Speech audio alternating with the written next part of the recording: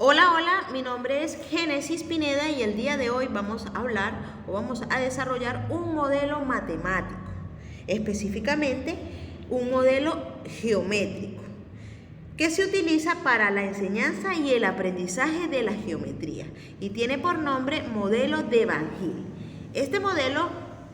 Para hablar de este modelo es necesario hablar acerca de su origen y su descripción.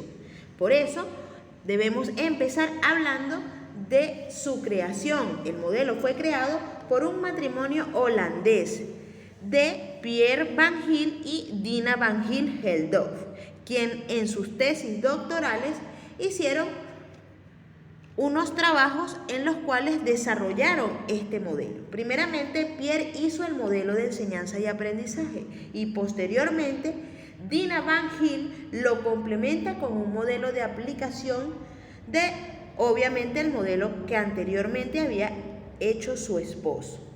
El núcleo central de este modelo parte de la idea de que en la geometría el razonamiento de los estudiantes pasa por una serie de niveles de razonamiento y aquí surgen unas características súper importantes para dichos niveles, que son secuenciales, ordenados e indispensables. ¿Qué quiere decir esto? Que un estudiante no puede trabajar un tema superior y después abordar un tema más simple.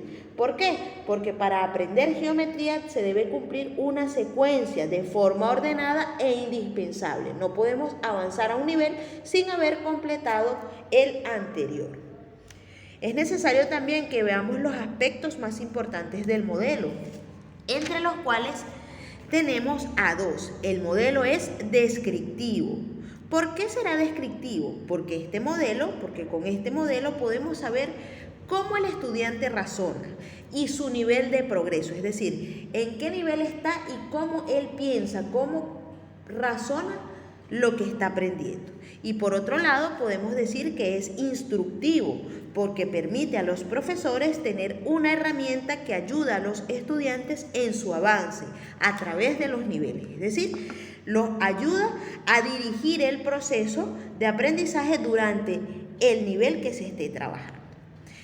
Luego de saber el origen, la descripción y los aspectos del modelo, ahora vamos a trabajar con la estructura fundamental de dicho modelo, que son los niveles del modelo de Van Gil, los niveles de aprendizaje y enseñanza de la geometría. Ahora bien, partimos de lo siguiente. Este modelo está creado en 5 niveles. El nivel 0, que es el reconocimiento y visualización. El nivel 1, que es el análisis. El nivel 2, que es la deducción informal. El nivel 3, que es la deducción formal. Y el nivel 4, que se le denomina nivel de rigor. Existen algunos autores que nombran a los niveles del 1 al 5, pero la propuesta más usada es llamar a los niveles desde el 0 hasta el 4. El 0, que es el más básico, y el 4 es el mayor. A este modelo también se le llama modelo en espiral, porque debe ir subiendo desde el nivel básico hasta llegar al nivel más complejo. Partimos entonces del nivel 0, el reconocimiento y la visualización. ¿Qué nos dirá este nivel? Fíjense que este nivel parte de que los individuos perciben las figuras como un todo global, es decir, ellos reconocen las figuras como los triángulos, cuadrados, círculos, entre otros, pero no reconocen las partes y componentes de las figuras, es decir, ellos no pueden identificar sus partes. Si hablamos de un cuadrado, ellos nos pueden decir que tienen 4 lados, 4 ángulos, 4 vértices, entonces no pueden reconocer las partes. No explicitan las propiedades determinantes de la figura, es decir, no pueden detallar sus partes. Aparte de eso, no realizan clasificaciones de objetos y figuras a partir de sus propiedades.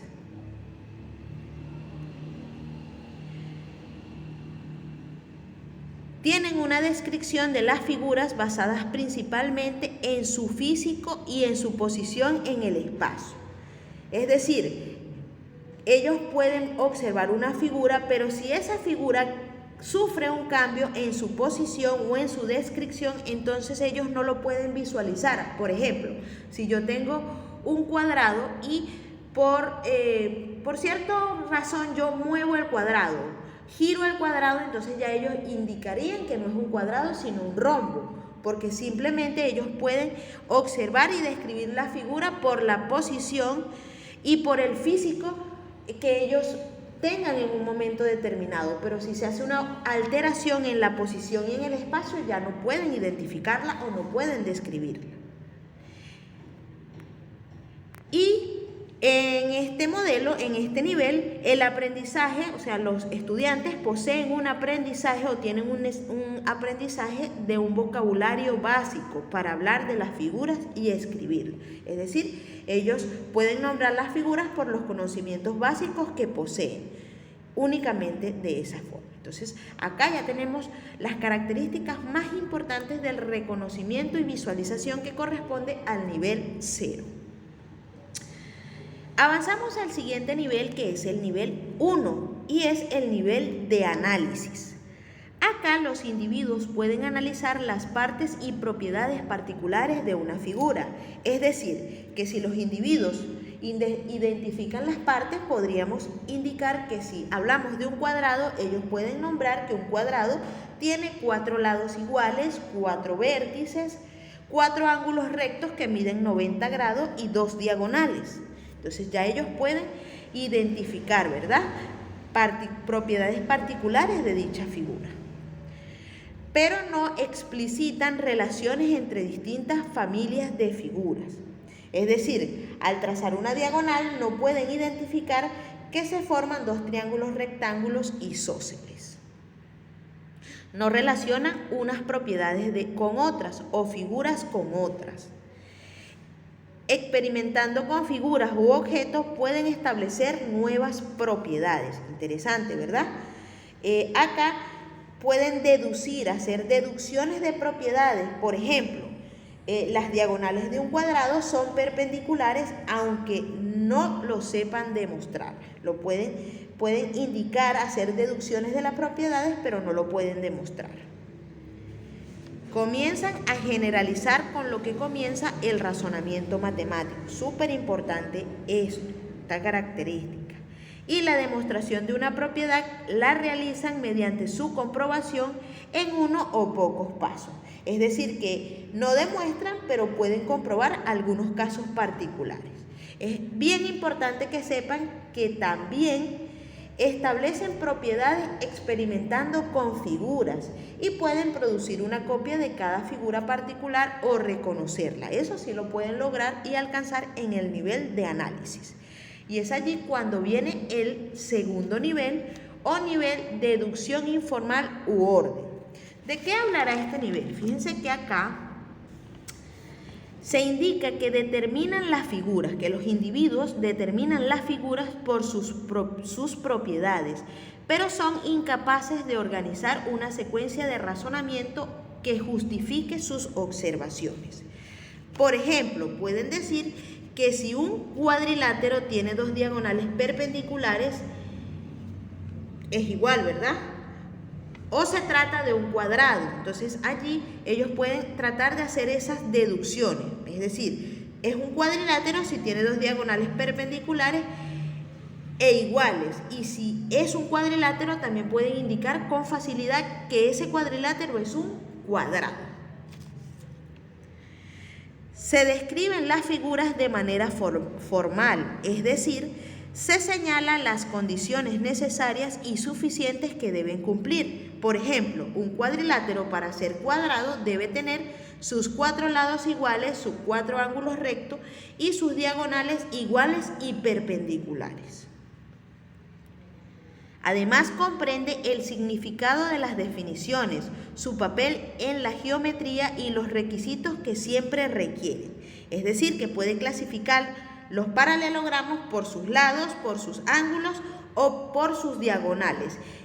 y el ángulo que estos forman, es decir, la relación del ángulo y sus diagonales, el ángulo que se forma con sus diagonales. También realizan clasificación lógica de manera formal, ya que el nivel de su razonamiento matemático ya está iniciado. Es decir, que para aplicar alguna propiedad necesitan saber con certeza si es cierta y lo pueden comprobar. Usan razonamientos deductivos informales. Y finalmente tienen una comprensión y realizaciones de implicaciones simples en un razonamiento formal. Es decir, que en este nivel el estudiante muestra indicios de que está preparado para avanzar a un nuevo nivel, pero tienen la incapacidad para llevar a cabo una demostración completa. Es importantísimo esto. Luego tenemos el nivel 3 o nivel de deducción.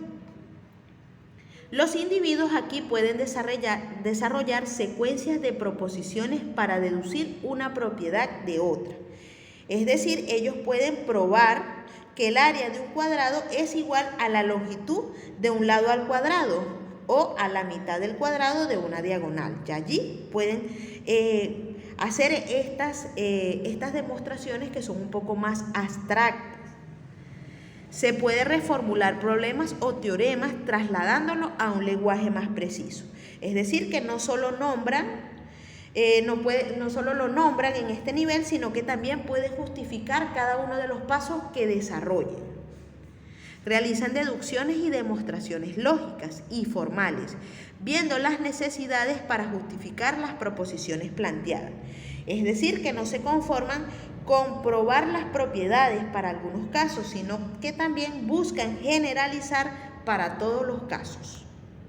Comprenden y manejan las relaciones entre propiedades y se formalizan entre sistemas axiomáticos. Es decir, ellos ya pueden reconocer y pueden cambiar de un sistema axiomático a otro formalizando sus proposiciones.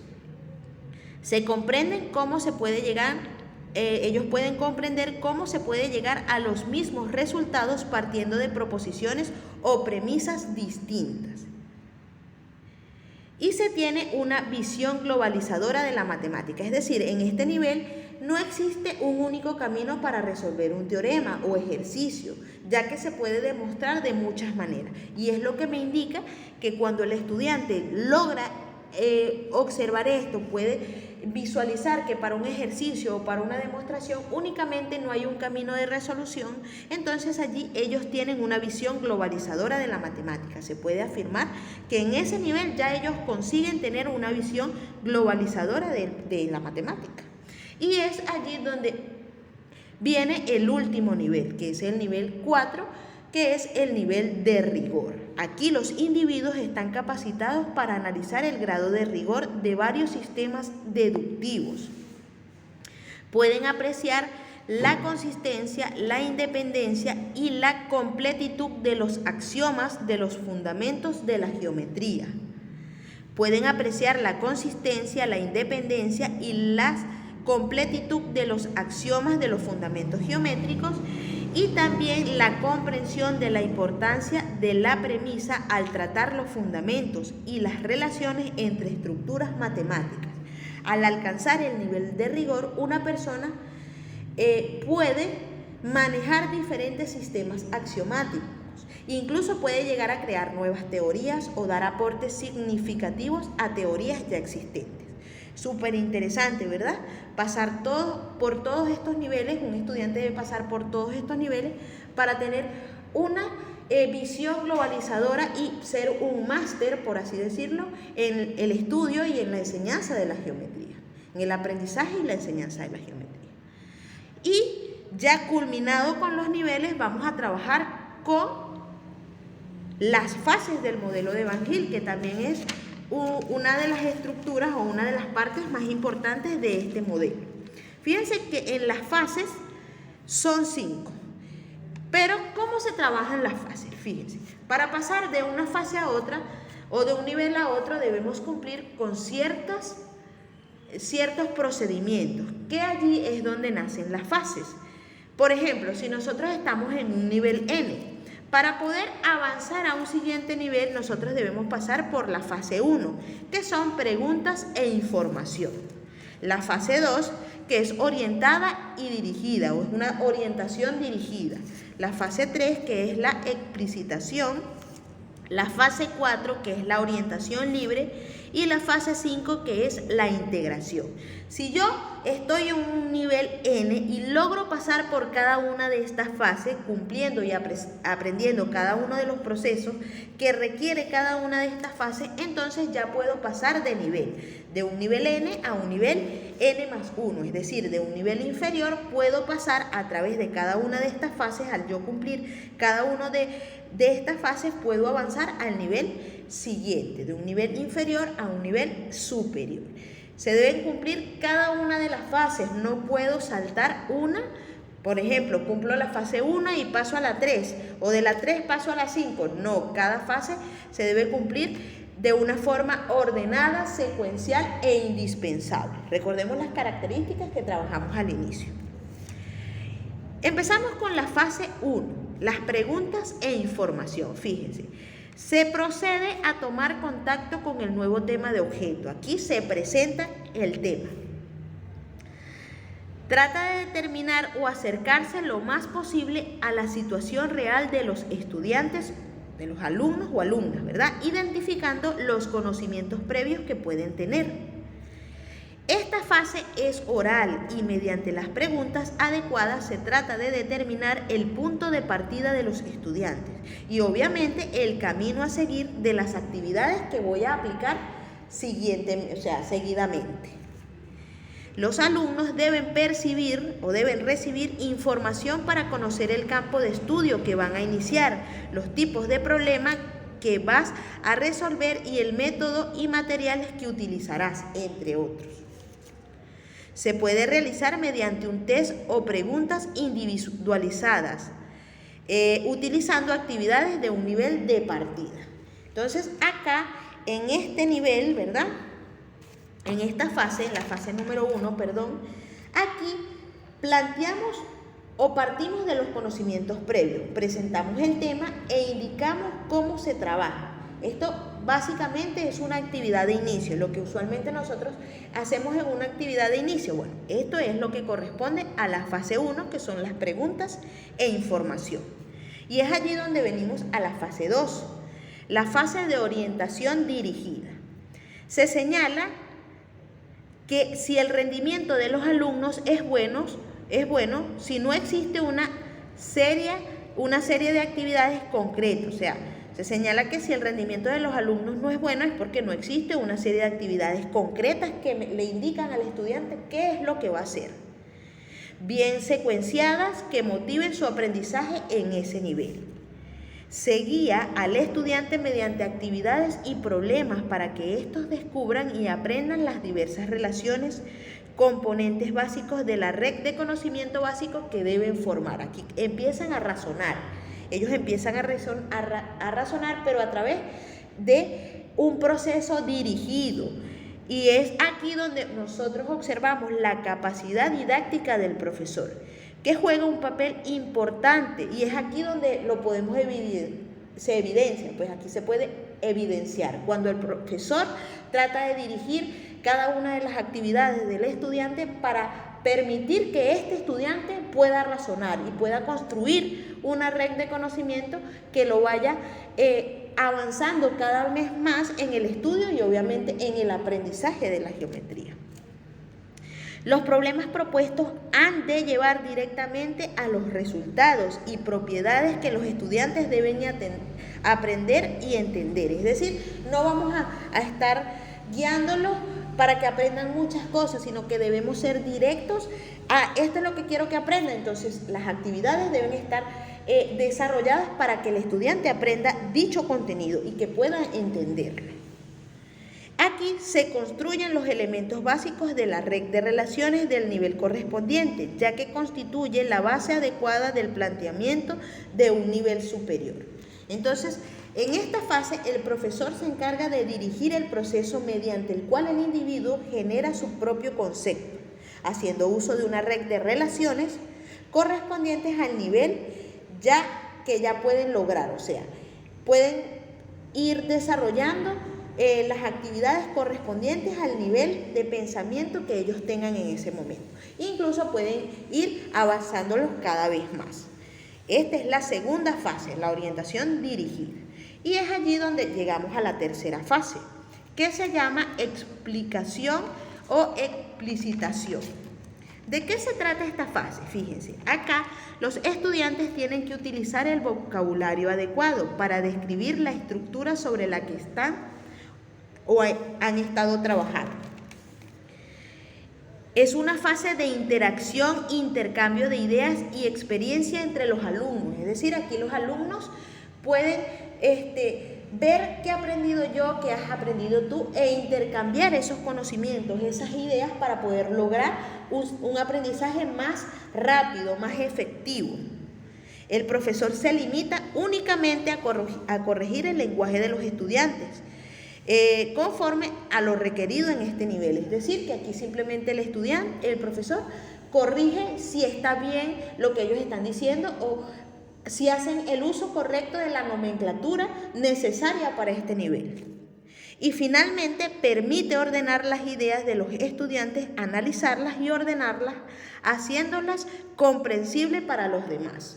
Entonces, acá en la fase 3, el estudiante construye su propio conocimiento y el docente se encarga de corregir que usen el lenguaje adecuado y llamen a las cosas por su nombre únicamente. Este es como que el resumen o lo más importante de esta fase. Allí viene la fase 4, orientación libre.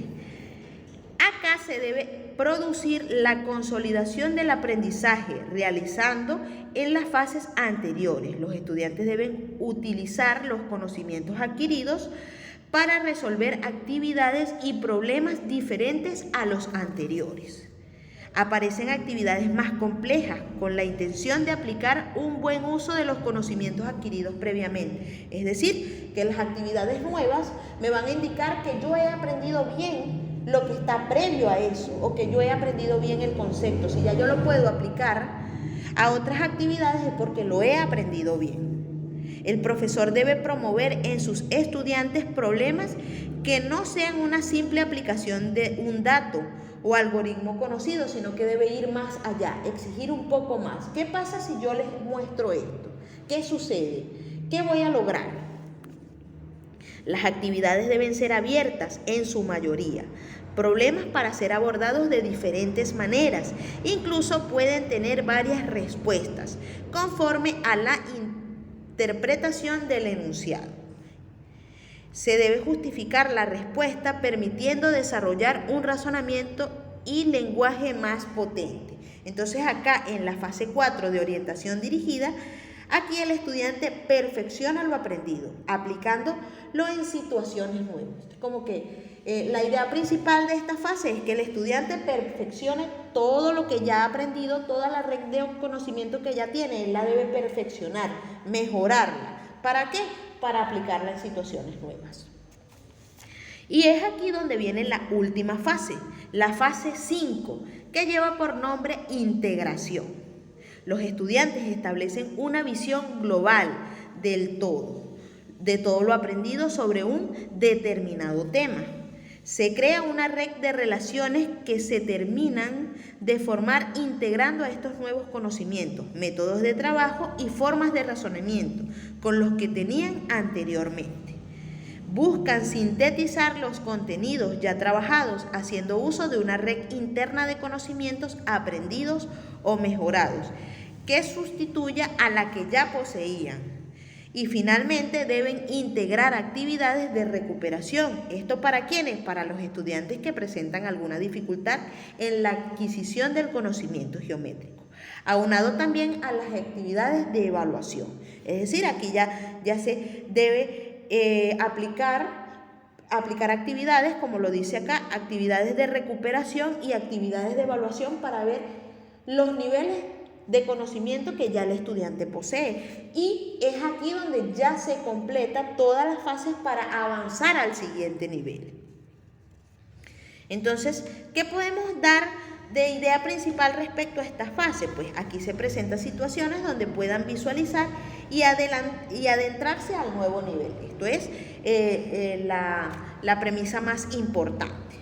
Luego de esto vienen las propiedades del modelo de Van Gil. Las propiedades también forman una parte importante de este modelo.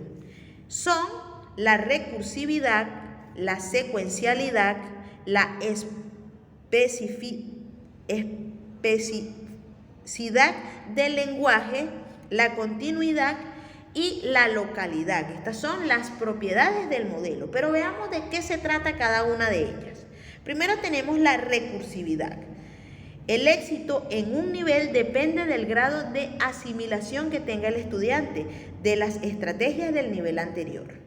Y también los objetos de un nivel se convierten en los objetos del estudio del siguiente, es decir, se hacen explícitos aquellos conocimientos que eran implícitos en el nivel anterior. ¿Qué me quiere decir esto? Pues lo que antes no visualizaban los estudiantes, ya en niveles superiores lo pueden ver claramente. Es decir, lo que ya aprendieron ya no es una dificultad, sino que es ya algo sencillo, lo pueden ver con claridad. Entonces, esto es la recursividad. Luego viene la secuencialidad. No se pueden alcanzar un nivel sin haber superado de forma ordenada todos los niveles inferiores. Ya hemos hablado de esto, ¿verdad?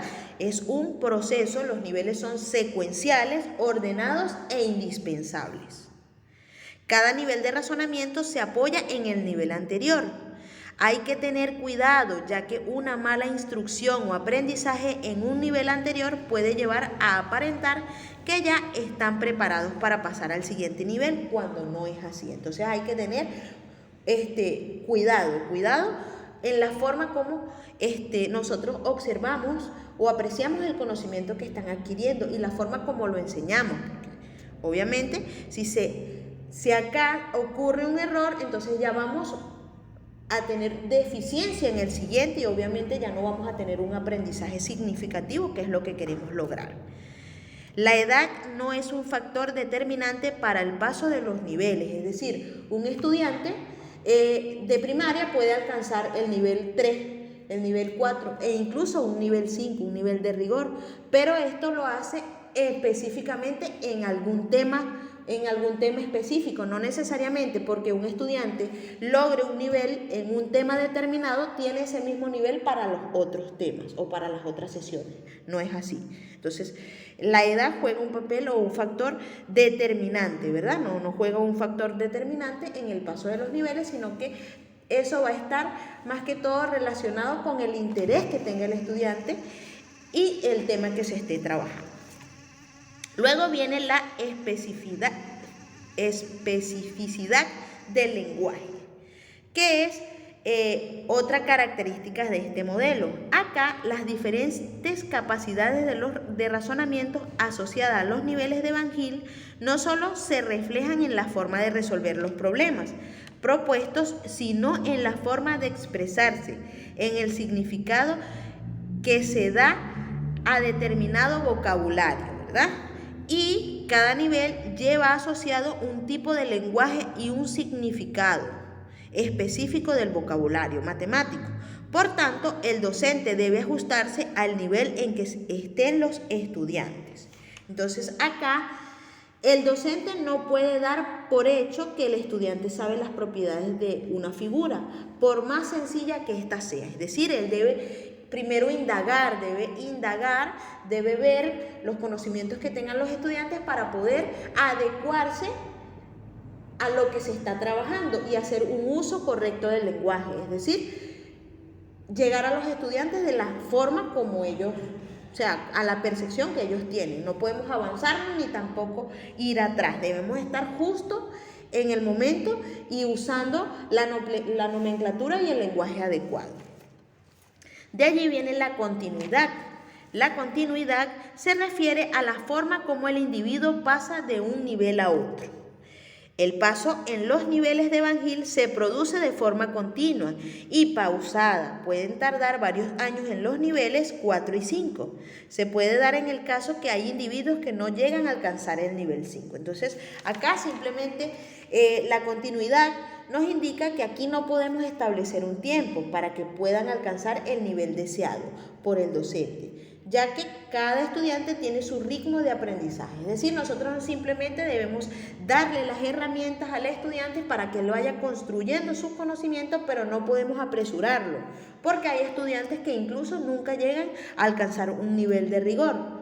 En las diferentes investigaciones se puede indicar que el nivel que usualmente los estudiantes llegan a alcanzar en secundaria es el nivel 3.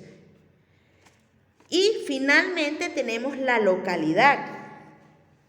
La localidad me indica que un individuo puede razonar en diferentes niveles al trabajar en distintos campos de la geometría, pues el aprendizaje previo y los conocimientos que tenga son un elemento básico en su habilidad de razonamiento. Aparte de eso, una vez alcanzado un nivel en algún concepto o campo de la geometría, será más fácil para el individuo alcanzar ese mismo nivel para otros conceptos. ¿Qué quiere decir esto? Pues que si el estudiante aprende bien lo básico, será sencillo aprender nuevos contenidos. Esto siempre los profesores de matemática pasamos siempre recordando, ¿verdad? Siempre recordando, si tú aprendes bien las operaciones básicas, vas a poder desarrollar los temas siguientes, ¿verdad? O no necesariamente hablando de las operaciones básicas, sino que si aprendemos la estructura del tema, entonces podemos avanzar a los siguientes que tienen relación con el inicial. Finalmente, tenemos acá otro punto importante que es la evaluación en el modelo de Van Hill. Las ideas a tomar en cuenta en la evaluación fueron propuestas por Faust y Donosti en el año 2005. Primeramente, tenemos que el nivel de razonamiento de los alumnos depende del área de las matemáticas que se trate. Segundo, es que se debe evaluar cómo los alumnos contestan y el porqué de sus respuestas, más que lo que no contesta o contestan bien o mal. Entonces aquí es súper interesante este punto. Se debe evaluar cómo los alumnos contestan y el porqué de sus respuestas. Eso es la parte central o lo más importante de la evaluación, porque a veces nos centramos en lo que contestan y si está bien o mal, y eso en este nivel o en este modelo no es tan importante como lo que contestan y el porqué de las respuestas. ¿Por qué yo dije esto? Contesté esto. Pero ¿por qué lo hice? ¿Qué me llevó a mí a pensar esto que escribí acá? En las preguntas no está el nivel de los alumnos, sino en sus respuestas. Nosotros a veces se plantean las preguntas, los ítems, a un nivel específico. Estos ítems son para estudiantes de este nivel, pero los ítems no me indican el nivel del estudiante, sino las respuestas que los estudiantes den. La respuesta que los estudiantes den es lo que a mí me va a permitir verificar si el estudiante está en ese nivel, está en un nivel superior o en un nivel inferior. En unos contenidos se puede estar en un nivel y en otros diferentes en otro nivel distinto. Y finalmente, cuando se encuentra en el paso de un nivel a otro, pueden resultar difícil determinar la situación real en que se halla. Entonces acá, en la evaluación del modelo de Van Hill, simplemente tenemos que indicar que es uno de los aspectos más importantes o claves en este modelo, ¿verdad? La evaluación, ya que aquí nos permite saber en qué nivel está el estudiante. Esto es súper importante. Y debido a la naturaleza del modelo de la evaluación, más recomendable es la entrevista combinada con test. Entonces, si nosotros hacemos una entrevista y hacemos una combinación con un test, entonces va a ser mucho más importante y vamos a obtener mejores resultados. Y ahora vamos a ver algunos ejemplos de aplicación.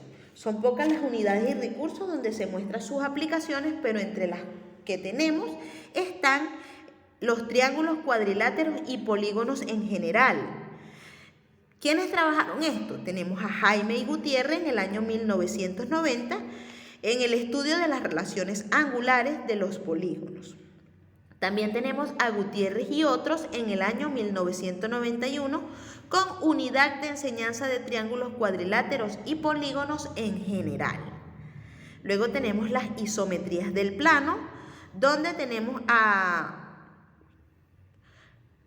Lewin en el año 1986 con enseñanza de las isometrías del plano a través del lenguaje Logo. Y también tenemos nuevamente a Jaime y a Gutiérrez en el año 1993 con unidades de enseñanza de las isometrías del plano.